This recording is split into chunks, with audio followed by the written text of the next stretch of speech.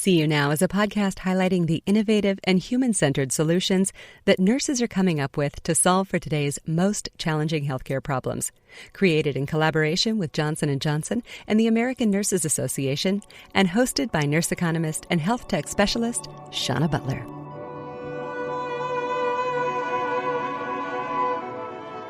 Welcome to a special episode of See You Now. I'm Shauna Butler.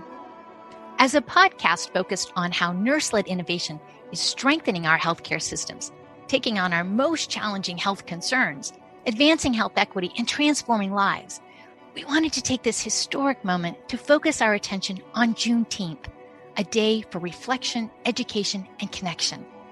So, what is Juneteenth, and what does it commemorate? June 19th marks the day in 1865 that enslaved people in Galveston, Texas, received the long overdue news from the Union Army that all persons held as slaves had been freed by President Abraham Lincoln's 1863 Emancipation Proclamation. In 1979, Texas was the first state to designate Juneteenth as a state holiday, and over the last decade, momentum has been building to make Juneteenth a national holiday, acknowledging the importance of a historic step toward freedom and recognizing the end of slavery in the United States. Indeed, this week, both the U.S. Senate and the House of Representatives overwhelmingly approved legislation to commemorate Juneteenth as a public holiday.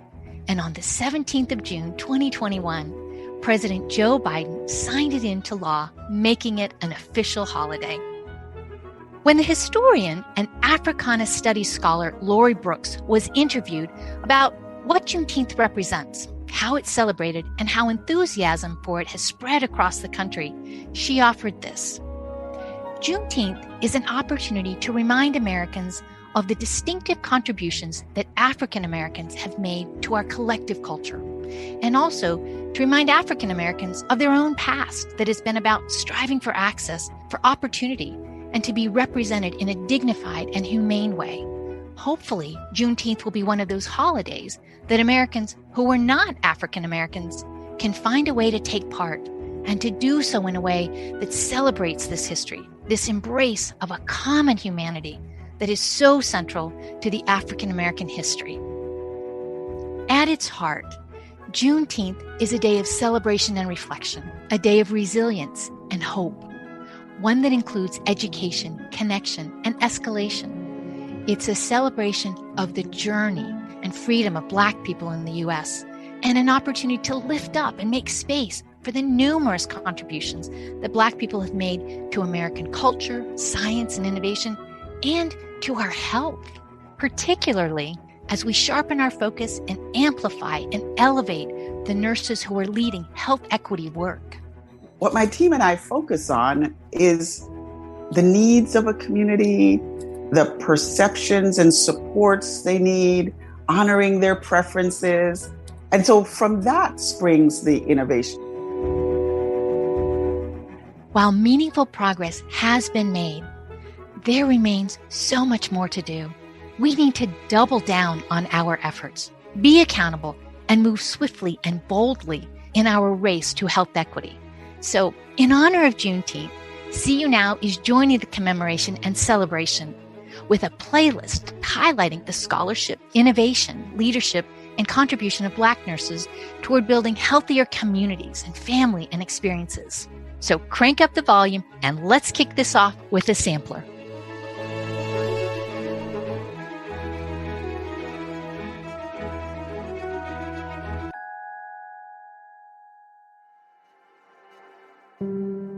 My name is Karen Dale.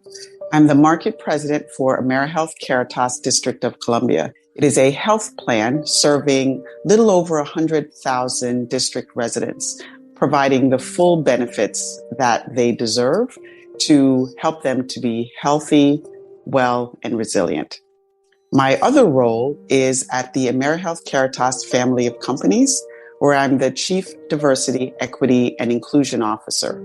Ensuring that we accelerate our progress in these areas, we build a strong, leadership competency, and we are metric driven in order to achieve superior outcomes so that our workforce is more diverse, health equity is achieved, and we leverage strategic collaborations to support communities across the regions that we serve.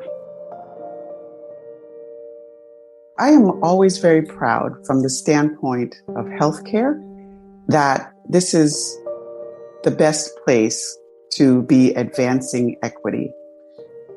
We have had an enduring commitment over several mayors, several changes in city council members, both in financial commitment, focus, and execution to advance healthcare in the city. It's a journey, not a destination, so we're not there yet. However, our laws, our investments, our alignment has been unparalleled in terms of what else is going on in the country. Late last year, our city council passed a health equity plan. They will use that health equity plan to make all decisions. They will use it to evaluate what's most effective and what's going to have the best short and long-term benefit. So we're recognizing that communities thrive when they have what they need. I'm on this journey to get people to not talk about underserved communities, to avoid the deficit-based language that doesn't help us to understand why. People aren't underserved because there's something that they need to do, should have done. Communities are under-resourced because of decades and really hundreds of years of racism, redlining, discrimination when they go to get a job, go to get a loan, right? All of those things are what have caused us to have communities where we see the inequities. And so I'm really always happy to say I work at AmeriHealth Caritas because we care about that. We jump in with both feet to affect the delivery system and to advocate strenuously in terms of policies that align with the type of change that would help these communities to be stronger.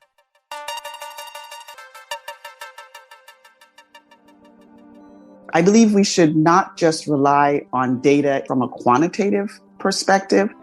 We should always go and speak to the human beings that we intend to serve for several reasons. First, approaching with humility. We should be engaging so that you have an equal seat at the table to help to discuss and decide the path forward. Let's not have this be about members and the health plan, right? Let's have it be about human beings having a conversation. We have to think about how we create that level of equity to have a conversation, to understand if you could change one thing in your community that would make it more resilient, what would that be? What my team and I focus on is the needs of a community, the perceptions and supports they need, honoring their preferences. And so from that springs the innovation.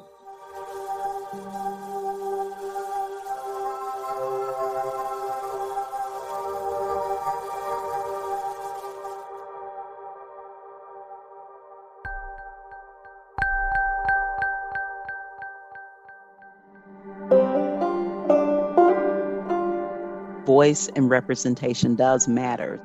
Everybody should be reaching out to the community. And I'm biased, but I believe that the faith leaders are really a good starting point because it only grows from there. When you look at some of the obstacles and the systemic challenges that we have, it's multi-pronged, it's multidimensional. And so your solution can't lie in a single source or a single source of individuals. But I think the faith leaders are a good starting point because they connect you to other people who are the people we serve in the community.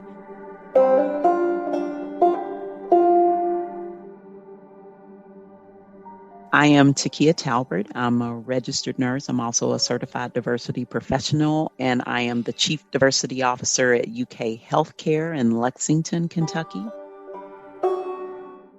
We have to start thinking of access to care and the care not just being within the four walls of the hospital or the place we commonly do our work, because so many of the causes for those access issues happen far before the patient even reaches the doors of a hospital. So often we limit ourselves because of where we believe care has to happen. Part of the innovation and the reframing and changing the narrative around that is looking at where it should happen. And a lot of times that's going to where the people are, because they don't always have to come to us for the care that they need. And that expands the boundaries by which people can receive care so that it's not just limited to a structure and a place they have to come to. And when you think of some of those common causes, and we can call them political determinants of health, often referred to as social determinants of health, it's economic, it's neighborhood, it's education, food, all those usual suspects. But it's also the community and social connection and integration. And I think that that's something we often take for granted when we're thinking about healthcare, that we don't think of that integration for the people and the engagement and the empowerment of the people, and how liberating it is to, one, involve them in the solution, but also engage them and in a space that's comfortable for them. It's new to UK healthcare, long overdue, but new to UK healthcare. I'm wildly excited and enthusiastic about it. It's the Chief Diversity Officer for UK Healthcare System. So one of the primary charges would be to oversee all diversity, equity, and inclusion efforts across the healthcare system.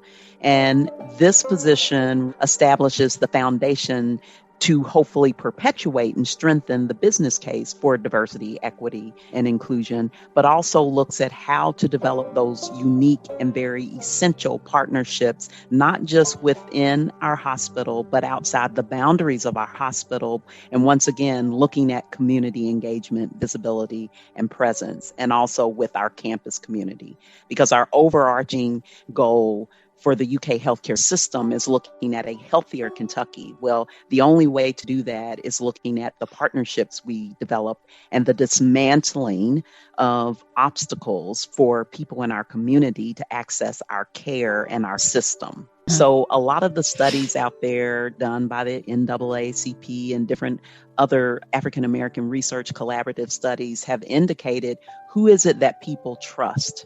And oftentimes at the top of that list, and I will say nurses are up there as well. Yeah. But the other part of that are the faith leaders. Oftentimes, and especially African Americans, they often have their resilience and source of strength on their spirituality and their spiritual journeys, and those individuals who lead the flock, so to speak, when it comes to their churches. And so using that as a platform and as a point of leverage, we've been very successful to partner with some local faith leaders to sit down and have very, very transparent discussions around what would a partnership look like with UK healthcare. Then we developed a subcommittee of that larger group to really just kind of sit down and roll up our sleeves and talk about what are some of the issues that people in the community are experiencing as it relates to their health, but then what are some ways that we could partner to help address some of those challenges. And we developed what is called a community health education series. The topics are driven by some of the challenges that stem around access, but also really early interventions such as screening. So we've kind of taken on some of the themes for the different months. For instance, we launched it in October of last year. So we focused on breast screening. We focused on how people might access different areas and supports and programs to get early screening for breast cancer, colon cancer, lung. Since we had everybody, we wanted to use that forum to look at men and women and some of the things that they were most vulnerable to and are very preventable if caught through screening. I think that there are some benefits of being a Black female and going to have those crucial conversations that you look for things that will give you some points of leverage. And one of those would be the fact that I'm looking for racial concordance and some other commonalities that we share. Everybody has a story to tell. So maybe you start out with that because you don't want to ignore what someone feels and the experiences that have shaped where they are in this moment. We have to acknowledge that and be comfortable listening intensely to that, and then working in partnership with individuals about, okay, so how do we rebuild that trust? And you have to be willing to be all in. And so when you're looking at how you meet people where they are, you have to be willing to accept those terms and not have limitations.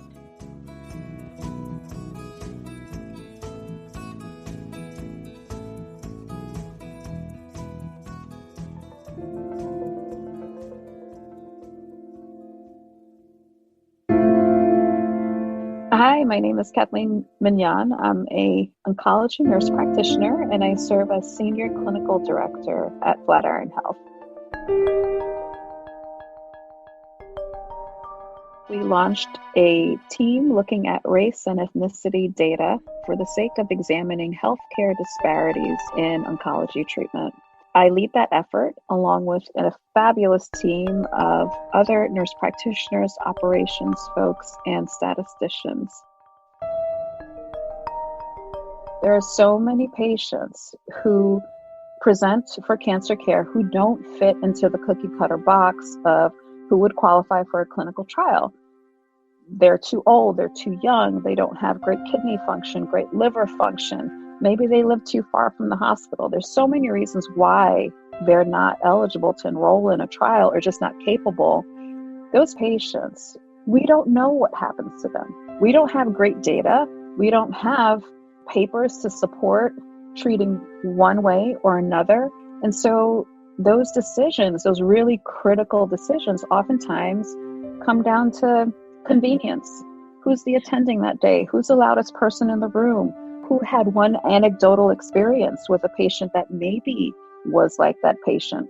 And so the decisions that we make in cancer care regarding treatment, diagnosis, sometimes those decisions are more arbitrary than we would like to admit or that we would like them to be.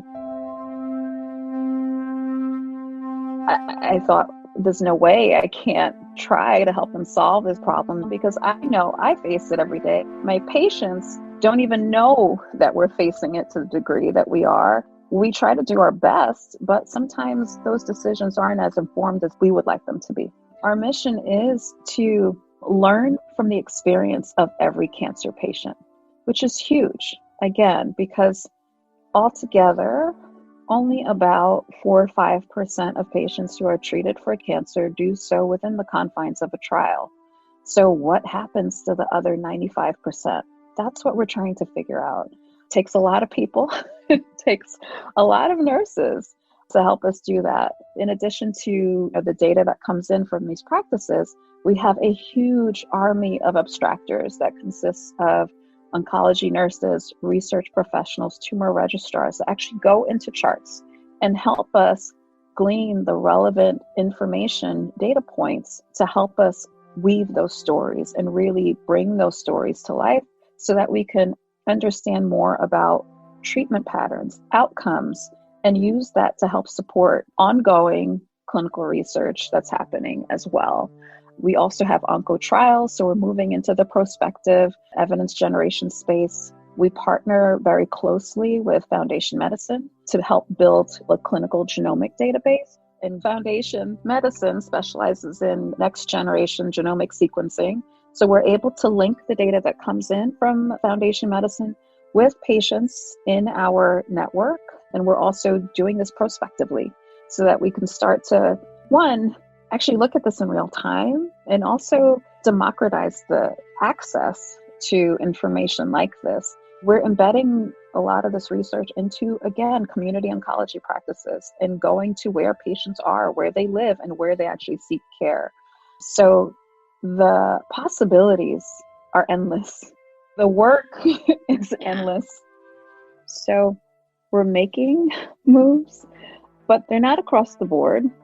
One, just again, down to molecular level. And, not every patient is seeing the great strides that everyone gets to experience. You can name the reason for the disparity, but we still have racial disparities that persist in cancer care. We still have not reached all the communities that deserve our outreach. for us to have made these strides and know that it's only available to just a subset of potential patients that we could reach is a really tough thing. So I think we've tried to move a needle. We continue to push. One is just by the fact that we're able to collect data in real time, and we can see where treatments are being applied, where patients are actually making progress, and where they're not, who is not. As someone who's deeply interested in health outcomes and making sure that everyone gets to benefit from what is coming out of this research, what's coming out of cancer care improvements over the past few years. And the two things that I knew we have really great data and we have talent.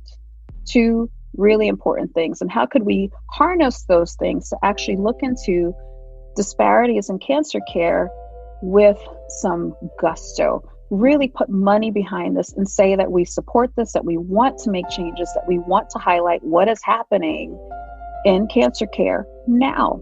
And so I enlisted a team of really great researchers that includes Kelly McGee and Laura Long, Sam Azria. We decided to really dig into Flatiron's data. Where is it coming from? How are we reporting race data?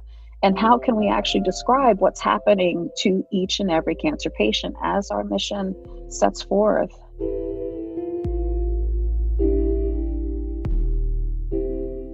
What I noticed when I started working with our data is that while we have a ton of patients and we can glean insights, and we've been able to put out some really high quality disparities research, but I think we can get more granular with what we're seeing as far as how race is reported, where it's reported, so that we can really get those insights and really power data for even smaller populations where it starts to become really important to connect race and genomics and have enough numbers there to get the insights that we need.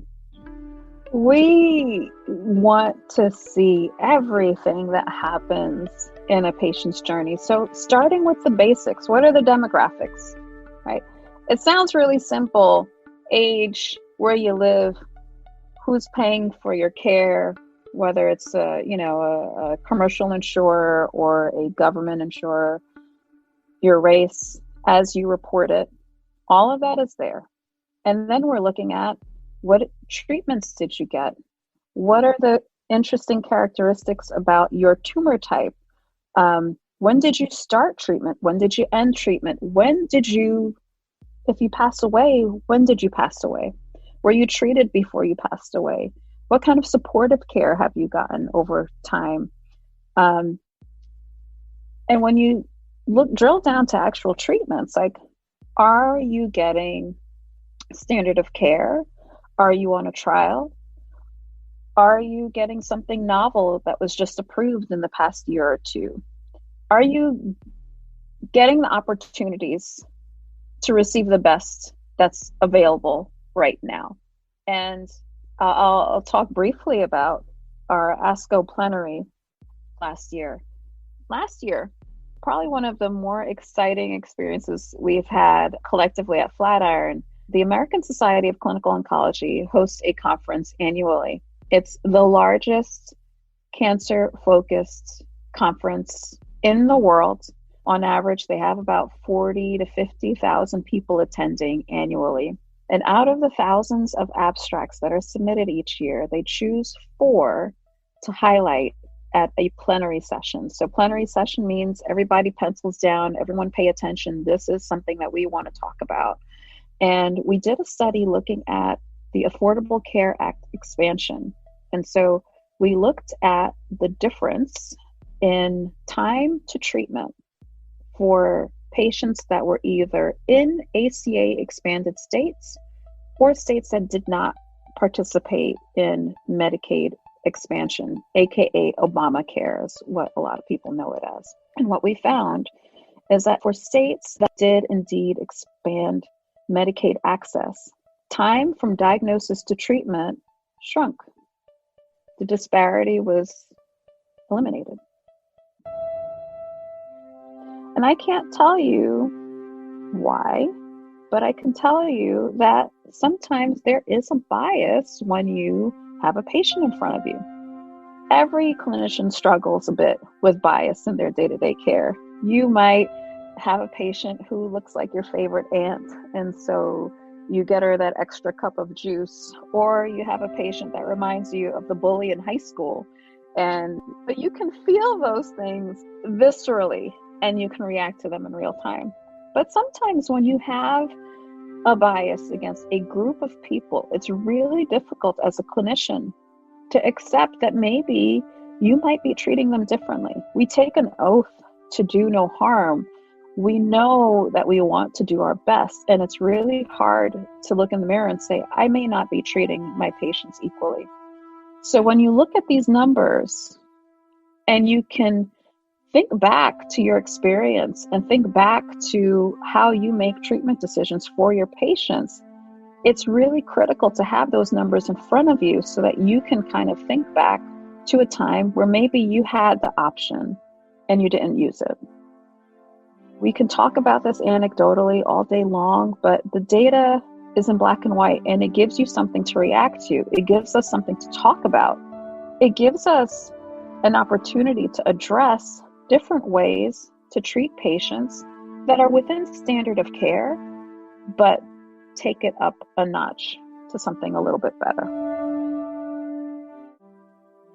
We used a quote to really highlight what we were trying to do in examining our racial disparities. And the quote that I tapped into was, not everything that is faced can be changed, but nothing can be changed until it's faced. It's James Baldwin. Mm. And it sometimes it feels like I'm not doing enough.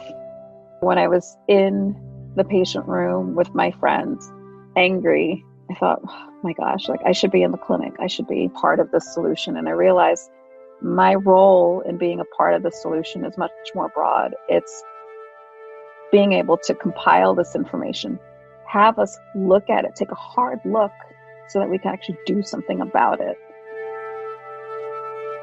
As a nurse, sometimes it feels like you're not the person people are looking to solve these problems. It feels like we're going to go to the physician, we're going to go to the academics so they can start to talk about these things and they can teach us how to do things. But we are the front line. We are the ones that actually talk to our patients, teach our patients, really bring them along for the ride so they understand what's going on. We are a critical piece of this. We're a critical piece of innovating ways for us to look and see what is going on day to day in patient care.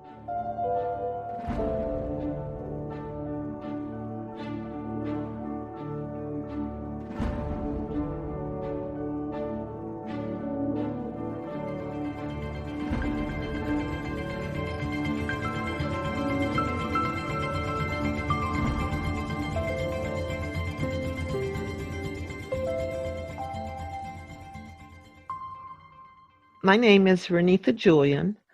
I am a professor and the chairperson of the Department of Women, Children, and Family Nursing at Rush University College of Nursing in Chicago.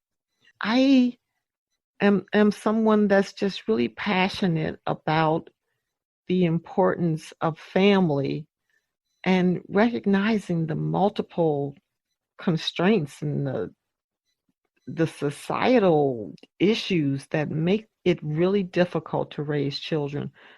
And that doesn't have to be. This time that we're in is more difficult than ever for families, and challenges that we never thought we would have to face in terms of families and supporting families. And quite honestly, if I were a parent with a small child right now that I had to homeschool, that would be a huge lift for me. So people are working from home, schooling children, taking care of family and elders. And this is truly a remarkable time and a really difficult time for a lot of people. The families that we support through that program are not the heavily resourced families that can call up the family counselor or bring in the nanny to help manage the children. So our families are working families, and the access to available supports such as parent training is limited, which is the impetus behind the Chicago Parent Program. It's why we started working in low-income daycare centers and why we're in the community, because we believe that all families should have access to these types of resources. The magic of the Chicago Parent Program is that the model that we use as group leaders is a facilitation model. And this taps into the thinking that we're not the boss, we're not the leaders, we're not expecting you to sit and listen and take notes and go home and do what we tell you. What we've learned through our experience is that parents have a wealth of information and they learn a lot from each other. I spent 8 years in the NICU, neonatal intensive care unit, with really small babies and really sick babies. And that was the highlight of my nursing career. Loved every minute of it. But I also started thinking about what will parents need when they get these children home. And some of the children have complex health conditions and are going to need a lot of resources and a lot of services. And a lot of times in the hospital, the focus is on physical care. This is how you feed them. This is how you give them medication, those types of tactical skills. But nobody talks about parenting skills and discipline and being effective in helping your children learn and helping your children grow up to be healthy. And that viewpoint mixed with my thinking of why are so many babies being born and delivered and end up in the NICU. So that spurred me to think about what's happening on the outside in communities before families get to the hospital setting. And there are a lot of challenges and strengths in communities, but I felt like an area that I could be helpful is in supporting families and in supporting parents. I worry sometimes about the thinking that for any family who ends up in the hospital or ends up in a less than perfect scenario, that it's the family's fault or it's the parents' fault, because I think it results from gaps in everything connected to healthcare. And I think we can see that now in terms of coronavirus, the numbers of people who are most ill and the numbers of people who are dying are in Black and brown communities.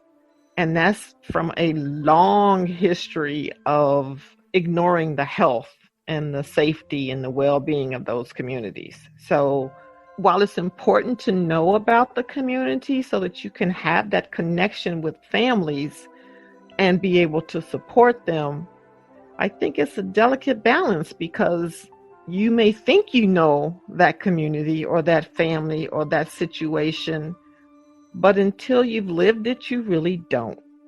What are the social determinants of health that influence what happens with families and communities? And those social determinants include whether or not they live in an area where there are only corner grocery stores and no grocery stores with fresh fruits and vegetables, or either communities where the tobacco industry is disproportionately marketing cigarettes, or all the billboards in the community are advertising alcohol, and the education of the children based upon the resources that are provided to the schools in many communities are disproportionately unfair.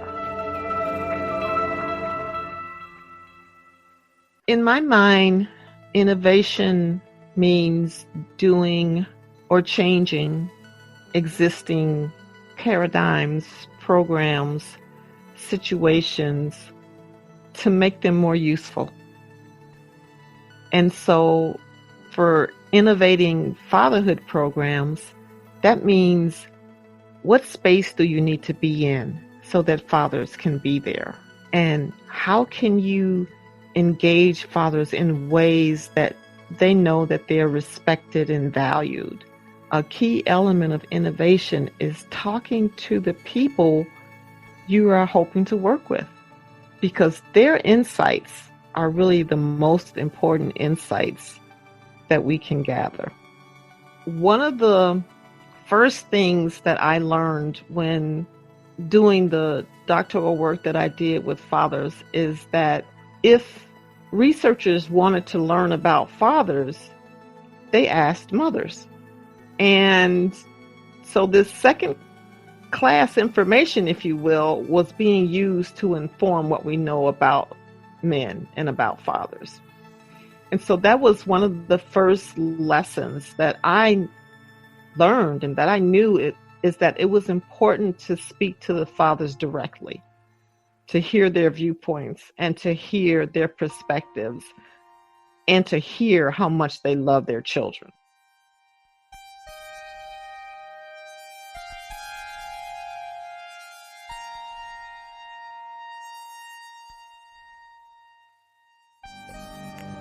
I'm Congresswoman Lauren Underwood. I represent the 14th Congressional District of Illinois, and I'm a registered nurse.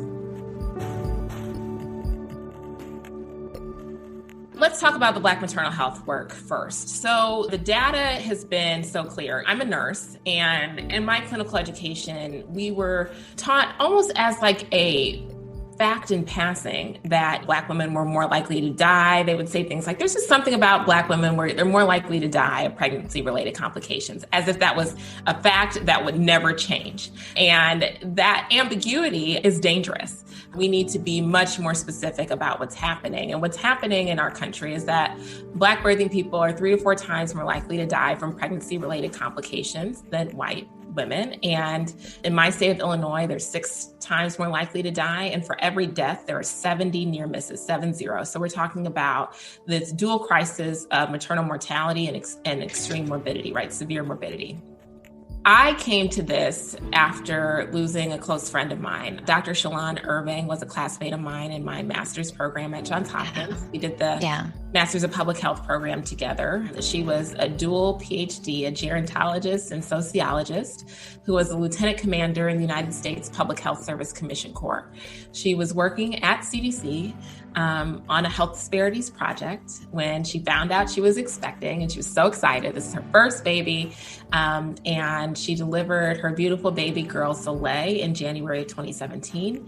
And then 3 weeks later, we lost her. She died from complications related to her pregnancy. And it was devastating. It took every single fact that I knew about this disparity and made it extremely personal. And I remember sitting at her service in Atlanta, and the acting CDC director came to her funeral.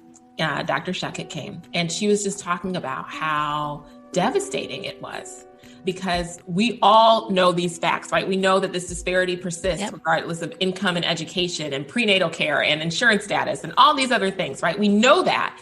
But when it happens to you, it's just shocking. Unfortunately, because of the rates of mortality and severe morbidity, this is this unfortunate reality that connects so many Black women in this country. Yeah. And so I had not made a decision at all about running for Congress when she died, when Shalon died. I had just finished up my service in the Obama administration. But when I ultimately decided to run for Congress, and when I won my election, I knew that this is something that I wanted to work on. Now, to have the opportunity to develop not just one bill, but a comprehensive solution like the Mommy Bus is something that just continues to blow my mind. So in 2020, when we first introduced the Mommy Bus, it was 9 bills to comprehensively solve this crisis. We introduced it. with then Senator Kamala Harris. She was our Senate lead, and it addressed everything from workforce issues, right? Growing and diversifying the perinatal workforce, to dealing with this data collection issue that is happening all across the country. The maternal deaths are actually underreported. So as devastating as the statistics are, and as every story is, we know that there's so many more that we don't know anything about. And we have legislation to help incarcerated moms and veteran moms, and social determinants of health, and funding for community groups. We have bills to deal with innovative payment models, recognizing how much payment policy influences how health systems operate these days. 9 bills at that time to comprehensively solve the problem.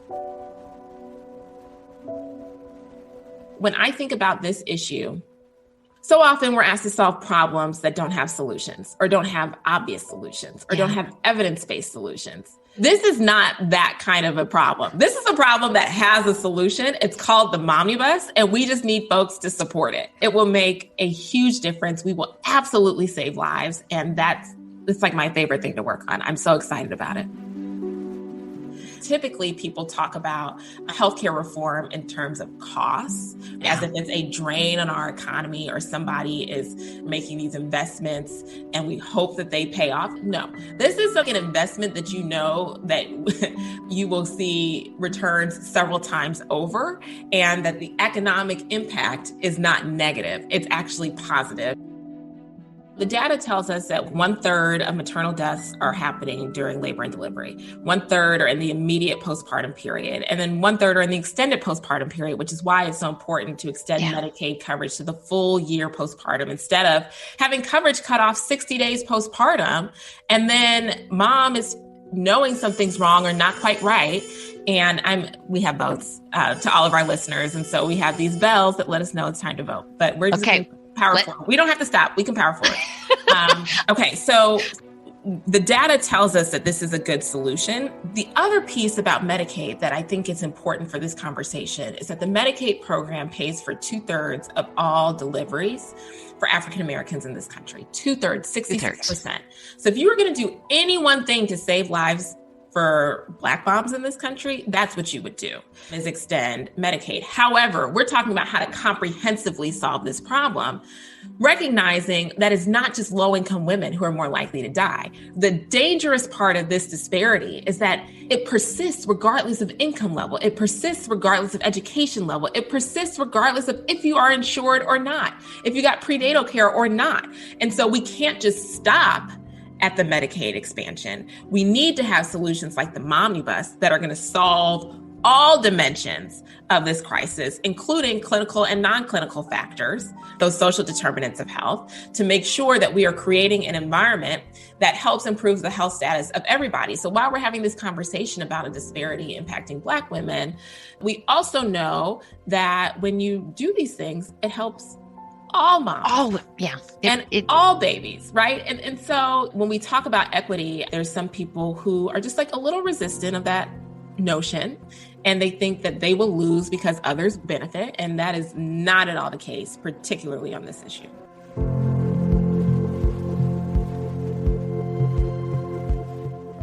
This Juneteenth, we invite you to listen, learn from, follow, engage, and cite Black nurses and their groundbreaking work and contributions to moving health equity forward.